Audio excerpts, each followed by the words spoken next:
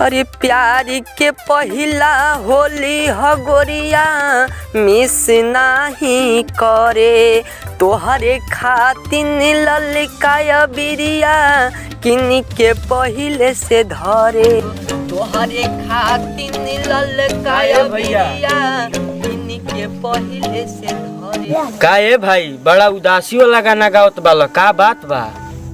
मत पूछो भाई, ये जिंदगी जिए में कोनो मजा नहीं की।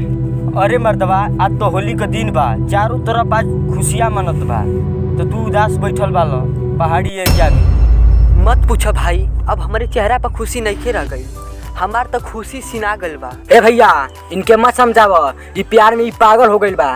हाँ तू ठीक कहत बाले, हमहू के वैसने लागत बा। ए भाई तोनी से ना मन बस तो लो समय दिल का बात सुनो स, लो जा हमार बात सुनो जा ध्यान से।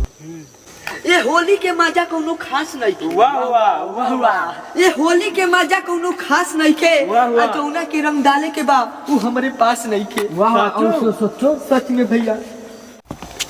हो रुको सुन, तोहन के बहुत तोहन के बात भर हवा हवाई में। पहले हमारा पहले बात सुनो तोहन, तू जौने के पटैले हुए ना उस सात दानी के पटैले है। चले भैयो, जौन सात को पटैले रहनी सोन ओके कौन सी कहल जाला? कौन सी कहल जाला? सात भतरी। हाँ सात भतरी। नहीं, वो ऐसा हमार जान नहीं कर सकेनी, वो बस हमसे प्यार करेले और कोई से नहीं करेले, वो हमसे बहुत जान से ज्यादा प्यार करेले। चलो जा।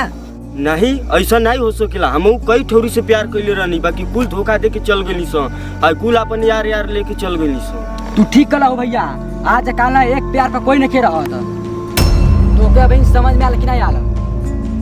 तोहन ऐसे नहीं मन बस हो, अब तोहन के गोली मारे के पड़ी, प्यार कैसे बोलत हो सो?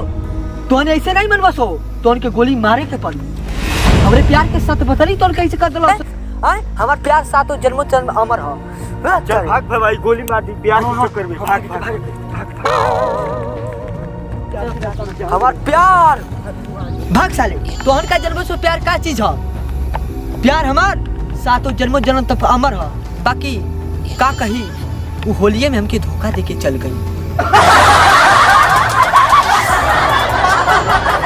नमस्कार गाइज, आप लोग कैसे हैं? आशा है कि आप लोग ठीक होंगे और इस वीडियो को ज़्यादा से ज़्यादा शेयर कीजिए कि पूरा भारत में फैल जाए, और हमारे वीडियो को लाइक कर दीजिए और सब्सक्राइब कर दीजिए और दोस्तों में अपने शेयर कर दीजिए, और हम पर दोनों तीनों लोग भाई पर प्यार बरसाते रहिए और लेकर आ रहे एक दमदार वीडियो। तब तक बने रहिए इस वीडियो में। नमस्कार गाइज।